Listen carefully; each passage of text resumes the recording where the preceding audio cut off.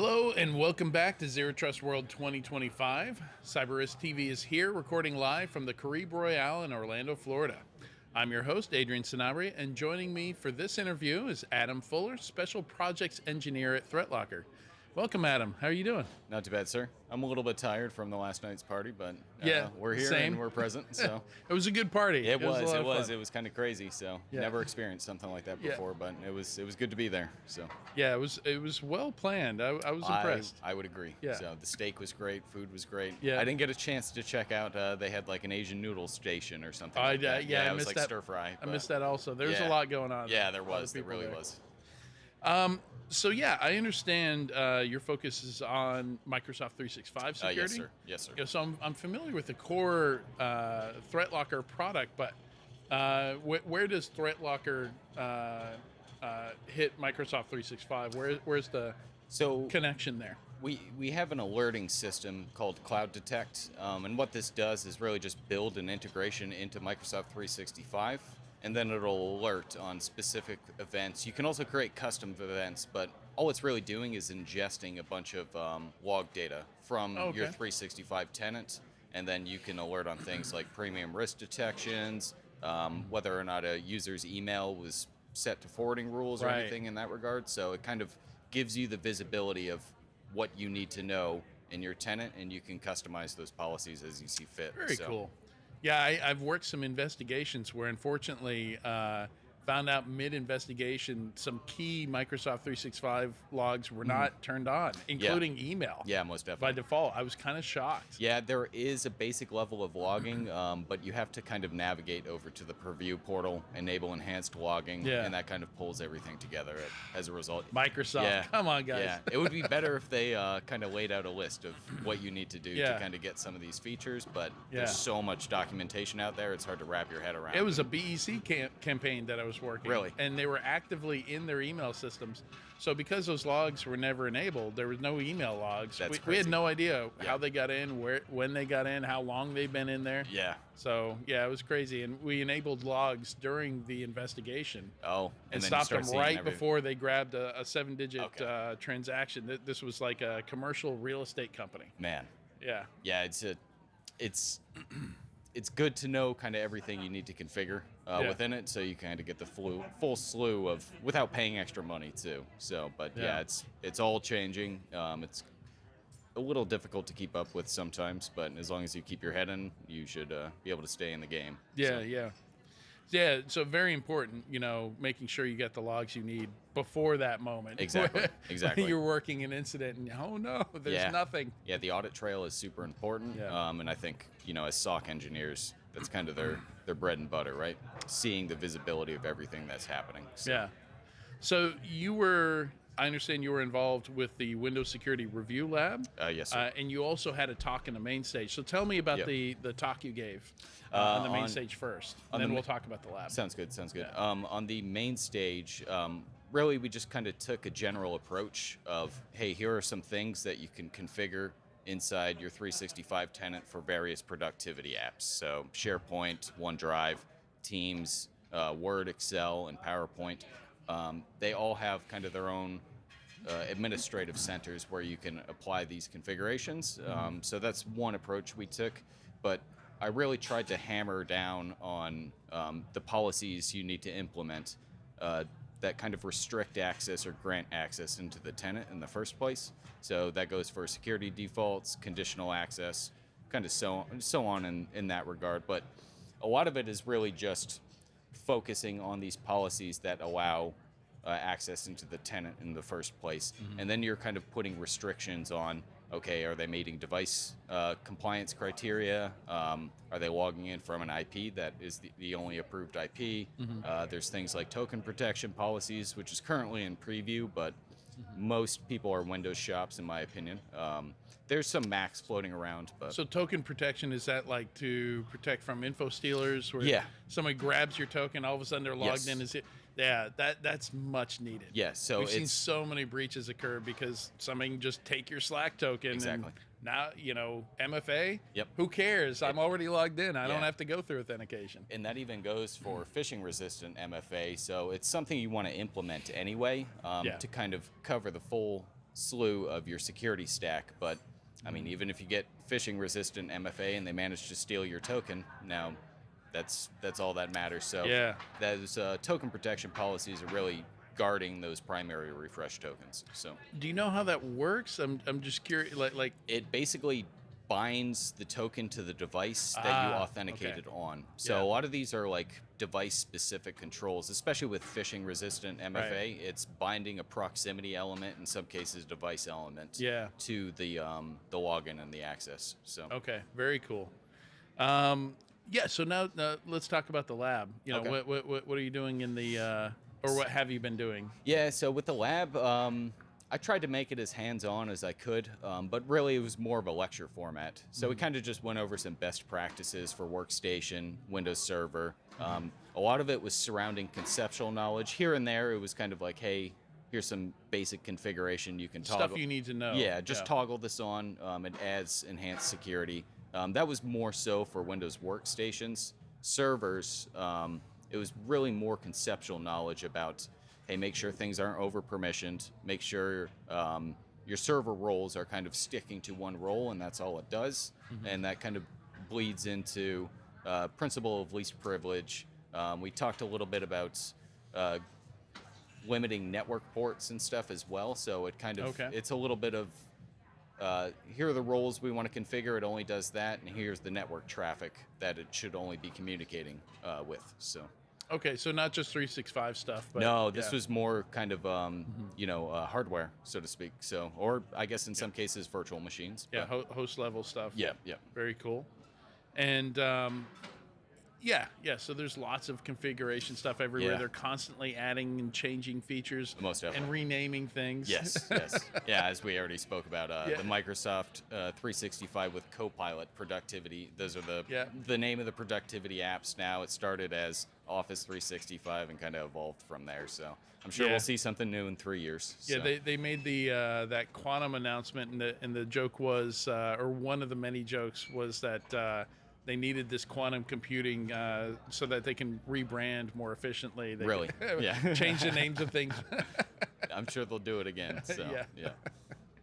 So M365 tenant security. You know, I think there's a lot of things here. It's interesting you're mentioning. I'm not sure if we were live when we were talking about this yet, but integrations. You know, Microsoft trying to drive people towards its own products rather than using things like Grammarly. Yeah. You know, and talking about how Microsoft 365 apps seem to pop up for everything that's popular in the like office productivity ecosystem. Yeah. Like not everything, but definitely within the productivity ecosystem. And it's interesting because, you know, I think we see a lot of the risks in some of those integrations. Most definitely. Yeah, I worked for a SaaS security company, and one of the places that we started was just, you know, did you know, this one app has tenant-wide, like, access to all your, like, not one person's files, all the company's files. Yeah, well, most definitely. Read and write to all the company's email, all the company's calendar. You know, and there's 7 of these apps that have this level of privileges. Yeah. It's like, whoa, like that's a lot of power to give a third party. It really is, and I think people need to pay attention more to the prompts when they're installing these integrations, because essentially what it's doing is, in some cases, it's creating a service principle on the back end. And it basically gives you a disclaimer. Here's what you're giving permissions to. Yeah. A lot of people do it with Google if they. I'm sure, if you've logged into an app or something using your Google account, it's essentially doing the same thing. Yeah. And as you said, in some cases, these things are way over permissioned and they can be very scary. So you kind of want to pay attention to some of those third-party things that you allow access into your tenant. So. Yeah, I've been on the product side before, where if you're creating a Google app, they make you record a video justifying why your app needs the permissions it needs. Yep. And that has to be uploaded to YouTube, of course, because Google owns YouTube. And so I've had to make, well, the reason we're using these permissions is you're like kind of doing a somebody's going to write-up review that. And, do you actually need those? So I don't know if Microsoft does something similar. I've not gone through that process with Microsoft. They do. I know Apple does it. I'm sure you guys might have seen the launch of our Threat Locker Access app. That's another way we kind of approach tenant security. But I know Danny I wouldn't say complained, but he definitely vocalized the fact that Apple is going through a stringent process of, Yeah. hey, why do you need this type of permission with your app? And it took, I would say, the larger part of a month to kind of get past some of those hoops wow, to jump yeah. through. But we Yeah, got it was about so, the same with Google. yeah. So, and I think it's a good thing to kind of implement. They want to make sure people aren't just loading, Yeah. malicious apps into their environment, and people can just freely download them and etc. That kind of thing. So. Yeah, so maybe we got a couple minutes left. Take me through some of the best practices that you go through at the tenant level with Microsoft 365, because I know, like, are there any like really underutilized features in there that people should be using, but you find that they're just not? Yeah, I would say even just with some of the preview features, token protection is a big one. Phishing-resistant Absolutely, MFA is a big one. A lot of people kind of, we had a joke kind of with our internal team. It's like, how do we describe phishing MFA? And it was kind of difficult until we kind of looked into what makes it phishing resistant? So it's that proximity element. So it could be a FIDO2 key, it could be a certificate on your actual device, or it could be biometric data within a TPM chip inside of your computer. So something passive that the Yeah. user doesn't have to go. Nope. Find it, yeah. It kind of takes the user out of the communication flow, and That's now, what makes it phishing resistant. Yeah, pretty much. And also that proximity element, it's hard to get a hold of. You can get a hold of biometric data in a TPM chip, but you have to do something with physical access. Yeah. There's like a whole guide on it of like cracking a TPM chip, but it's pretty difficult. So. Yeah, once you get to like physical proximity, physical access, like that's not an attack that scales. Yeah, right? pretty much. Yeah, because you'd imagine most people have badge systems, they're locking their doors, stuff like that. So physical security obviously matters, but most people are doing it anyway. Yeah. But I would say the other underutilized features are kind of just additional conditional access policies. So they really want to focus on device restraints, IP restraints, and you kind of want to package all of these in together. So MFA is a good thing, but on top of that, you want to restrict certain devices from accessing your environment or certain apps, Azure Management Portal, that kind of thing. So they really want to implement as many device restrictions, IP restrictions, so on, to just make sure that, hey, we're really locking down access into our... Walk me through an example, if you could. Like how would I use conditional access policies? Yeah, so if we implement a conditional access policy, we can do something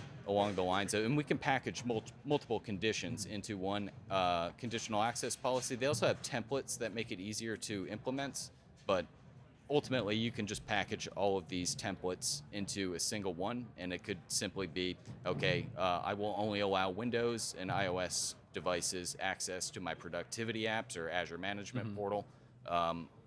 You could put the device compliance restraints. So if you're utilizing Intune, you can create a device compliance policy to say, like, okay, it's got to be fully patched, or pretty much, like a certain no Windows 10. Yeah, right? pretty much. So you can kind of create those restrictions, and of course with IP, you can do geo IP. So a lot of people will just say, okay, I only want IPs from the US. Yeah. And some people might go more granular than that, say, okay, I only have 2 offices, and you're not allowed to connect to my stuff unless you're in these offices. So they'll use those IP ranges for it. And you can actually package a lot of these in to the same conditional access policy. Yeah. Yeah, and I've seen like EPP suites, back 10, 15 years ago, they started adding features where you could even lock down flash drives to a certain group of serial numbers, right? So not even like a brand but certain serial numbers. So I imagine maybe you could do that with devices as well, using Intune. Yeah, exactly. So, and that's kind of where Intune comes into play with some of the conditional access policies. There are also premium risk detections with conditional access. So you can do conditional access or risk-based conditional access policies, where it'll basically say, okay, if we detect impossible travel, atypical travel, you can create remediators or like a remediation associated with that. So it'll lock the account. It could block that IP, something like that. So and you got to pay a little bit more for it, but it's you said premium. Yeah, it's a neat feature. Yeah, it's a neat feature. so Enterprise clients might be more privy to it than MSPs, but it's a good feature, I think. So yeah, very cool. Well, thank you so much, Thanks, sir. Adam, for joining me today. This has been great, and yeah, so you can visit securityweekly.com/ZTW for more content, and we've got one more interview, and then we're gonna have the show end content that I'm gonna go through, summarize some stuff for you. So stick around. We're still here for another hour or so. Thanks again. Thanks, sir. Appreciate it.